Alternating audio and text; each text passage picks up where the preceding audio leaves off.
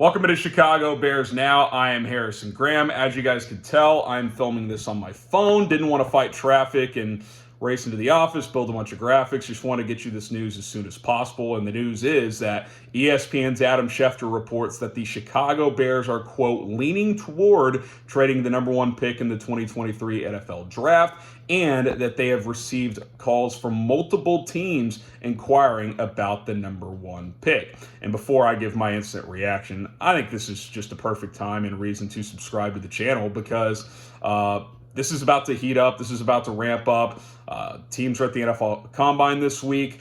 Executives are there. That's when trade talks start to begin. Free agency buzz, draft buzz. It's really going to ramp up here, so hit that sub button. Plus, we're going to have a video later back in our studio, so be sure to check that out. Okay, Adam Schefter drops the report this morning, and some of you at home were probably like, well, this isn't new. Of course the Bears are interested in trading the number one pick. Yeah, and I completely agree with that. But what I will say is when Ian Rappaport or Adam Schefter drops an article at 7 or 8 o'clock in the morning with a couple new quotes in there and some, specifics, I think it's at least worth discussing and paying attention to because those guys have boots on the ground. They have ears within every single NFL franchise. And if they say something, there's some significance to it. Now, maybe the Bears are leaking something to make the value of the number one pick higher. I don't know. But I think this is just further confirmation, if nothing else, that the Bears are very interested in trading down, that trading down is a very real possibility, and that it could happen at any time. Now, in terms of a specific timeline, I think the time window that makes the most sense is after the first rush of free agency until draft night, because that allows the Bears to take a couple big swings in free agency early on, which I think they probably will with the defensive tackle, probably a right tackle as well. And then they have a better feel of, okay, this is what we need heading into the draft. But, of course, that if they get a big enough trade offer they like between now and then, maybe there's no reason to wait that long. So, again, it's just kind of a wait-and-see type of approach. But I think this report from Schefter just kind of really could ramp things up a little bit. Again, at the NFL, the Combine is very well known as a spot where teams talk, they explore, they discuss trades, all that good stuff. And that starts this week. So buckle up, as a wise man once said. Now, what do you guys think? Will the Bears trade down from the number one pick? What's your gut feeling telling you? Type Y for yes, type N for no. Let me know down in the comment section below. What will the Bears do with the number one pick?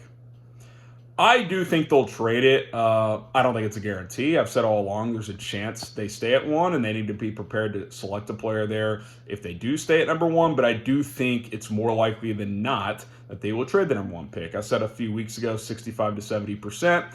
I'll go 75% right now. I think it's three smoking Jays. Really good chance they trade the number one pick, and here's why. Number one, you've got Justin Fields, who isn't a perfect quarterback by any means, but he's shown you way too many highs through 2 seasons, especially here in his second season, to just move on from. You don't move on from a guy who had 25 touchdowns in year 2, ran for over 1,100 yards. I get it, 2,242 passing yards. That's not going to win you Super Bowls in this league. I'm well aware of that. But can we get him another weapon or two and just see if year 3 he can take another step forward? Look, if you build around him this year and it's more of the same next year and you win 5 games or something like that, yeah, it's a different conversation. There's no doubt about that. But I think right now the excitement should be around Justin Fields, and trading down for reason number 2 you should do that is because you just have too many needs, man. The defensive line needs revamping. You need multiple new offensive linemen. And how do you fast track a rebuild a little bit? Well, you get more draft picks. You get players. You got $100 million in cap space. You trade down the number 1 pick, you're going to get multiple picks and maybe even a player or two in a trade, depending on who the team you're trading with is. So I think it just makes the most logical sense to trade down if the trade offers are adequate, which I think they will be, because there's 4 legitimate round 1 quarterbacks this year, and there are several QB needy teams. And with Anthony Richardson getting himself into the mix, at least it seems publicly, that only helps the Bears. That adds a 4th quarterback into the mix, and some team might fall in love with the 6'4", 225-pound quarterback out of Florida that can throw the football 80 yards. It only takes one team. So I think that's significant as well. So keep an eye on this, because I think a trade can happen. I think a trade will happen, and that's very exciting as this offseason is about to really ramp up, because, I've said it's the biggest offseason in franchise history, and it's up to Ryan Poles to deliver on that. We will have a second video later on today, so subscribe and join us for that. I had scripted a full show, was going to film it in studio, here in a couple of hours, but we will push that later on. I wanted to discuss this report from Adam Schefter first. Subscribe, turn on notifications. Can we get 100 new subs on this video? And let me know in the comments, do you want more at-home videos like this with my hair a little bit disheveled and coming straight out of the shower? Let me know down below. All right, let's explore some teams that could move up. Report came out over the weekend that the Texans are interested in moving up. We'll also explore that in further detail later on, but let's just talk about them. Why do they make sense? Well, they need a quarterback, and their division rival, the Indianapolis Colts, are sitting at number 4, so they can't really have the approach of, well, we'll get our guy at number 2. Well, if they like multiple quarterbacks in this draft pretty equally, then yeah, they'll probably sit at number 2. But if there's one guy they like more than others, say Bryce Young,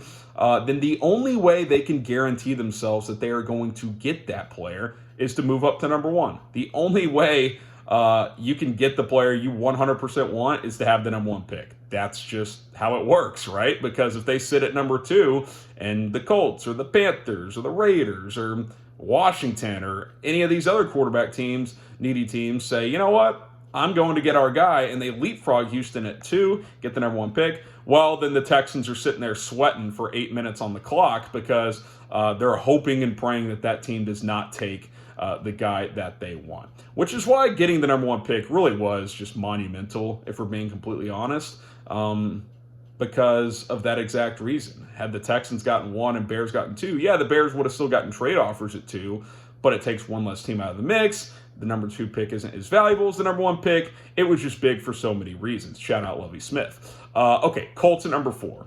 We've talked about this a lot.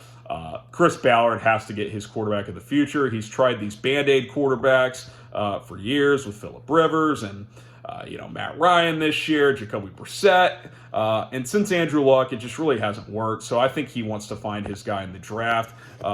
And if they want to get their guy over their division rival Houston, trading up to 1 is really the only way they could do it. And I think if you stay at 4, there's a real chance 2 or 3 quarterbacks are already gone. You may only get the 3rd best quarterback in this draft. So that's another team. Vegas at 7. If Aaron Rodgers does not end up being their guy, they could be a team that moves up. There's been reports that they really like C.J. Stroud. I don't think he'd fall to 7. Now, maybe they would trade up to like 3 with Arizona. That could be a possibility for them, but they could be a team in the mix. Atlanta at 8 could be a dark horse. A lot of Lamar Jackson chatter, a lot of buzz that they could take the Texans approach from last year with Desmond Ridder, like Houston did with Davis Mills. Like, hey, we drafted you in the 3rd round last year. We'll give you this year, and if it doesn't work out, we'll draft Caleb Williams or Drake May next year. So they may take that route. They may trade for Lamar Jackson, but I do think they could be a team if they fall in love with the quarterback prospect, so we'll have to wait and see. Carolina at 9, I think it's a very strong team to trade up. Frank Reich was with Chris Ballard in Indianapolis. He's now the Panthers head coach. I don't think he wants a veteran Band-Aid quarterback. I think he wants to identify his QB for the future, so I think they could move up. Tennessee at 11 has been mentioned as a possible team looking for a quarterback. Washington at 16, they can say Sam Howell's their guy, and maybe that's true, but Eric Bieniemy's there now, and if he identifies someone in this draft and says, hey, I can help this guy be someone similar to Patrick Mahomes in Kansas City, who I had, then that would be tough to ignore if you're Washington.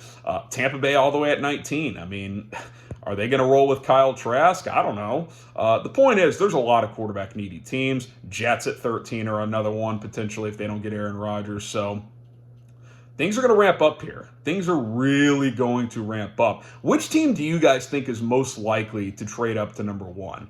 I think it's Houston, Vegas, or Carolina, or not Vegas, Houston, Indianapolis, or Carolina, 2, 4, or 9 in terms of the picks they have.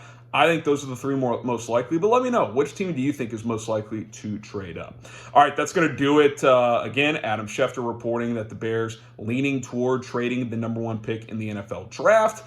We will be back later with another video. And by the way, rate my hair 1 to 100, fresh out of the shower. Didn't comb it, didn't put any product in.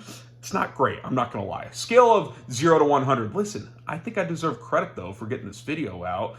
But that's up for you guys to decide. 100 being it looks great. 0 meaning get a haircut, put some product in. It's a disaster. Let me know what you guys think. Bear down. We'll see you guys soon here on the channel.